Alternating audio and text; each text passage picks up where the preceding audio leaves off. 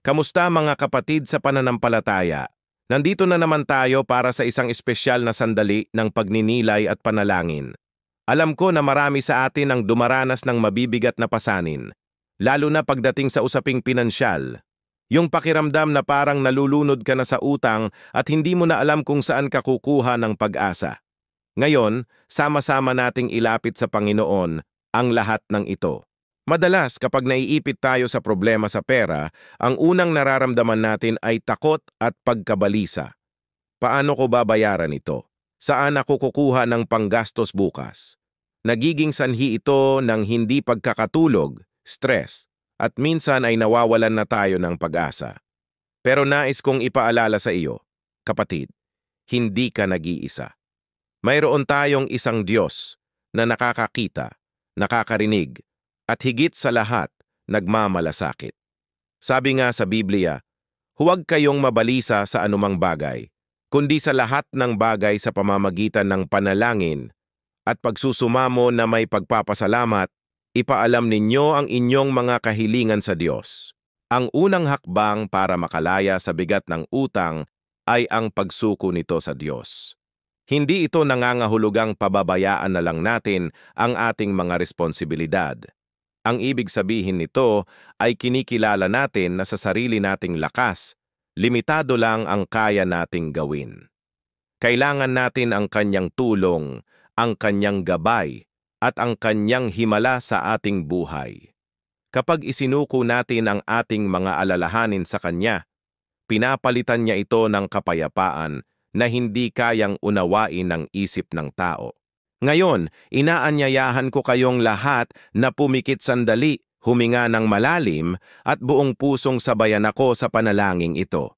Ilagay mo ang iyong kamay sa iyong puso at damhin ang presensya ng Panginoon. Manalangin tayo. Ama naming Diyos na makapangyarihan sa lahat, lumalapit kami sa iyo ngayon ng may kababaang loob. Inilalagak po namin sa iyong mga kamay ang lahat ng aming mga pinansyal na pasanin. Ang bawat utang na nagpapabigat sa aming mga balikat, ang bawat alalahanin na gumugulo sa aming isipan, at ang bawat takot na nagpapahina sa aming pananampalataya, isinusuko po namin ang lahat ng ito sa iyo. Panginoon, patawarin mo po kami sa mga maling desisyon na aming nagawa na nagdulot sa amin sa sitwasyong ito. Linisin mo po ang aming puso mula sa anumang pagkabalisa at palitan mo ito ng iyong kapayapaan na walang kapantay.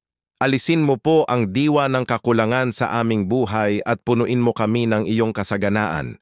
Hinihiling po namin, O Diyos, na pabayaan mong ang iyong biyaya ay sumakop sa amin. Buksan mo po ang mga bintana ng langit at ibuhos sa amin ang mga pagpapala.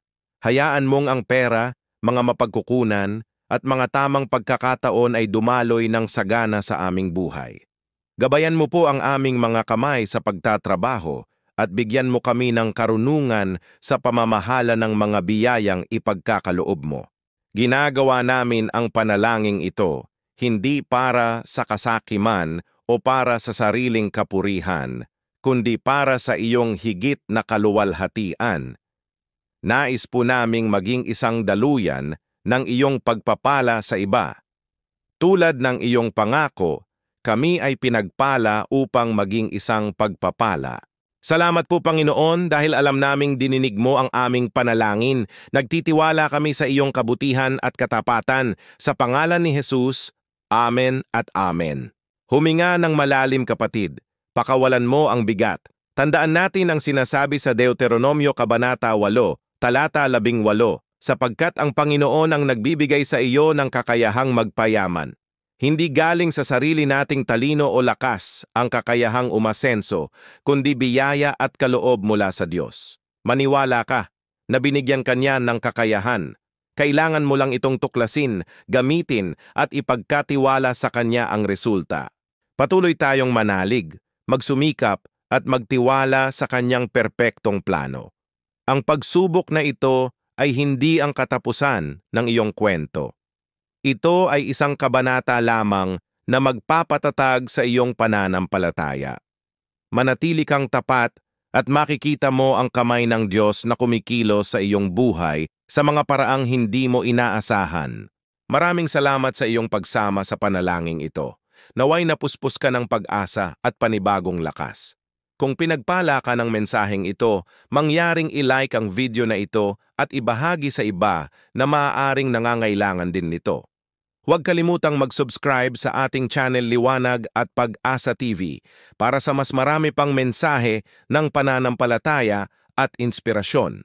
Hanggang sa muli, pagpalain ka ng Diyos.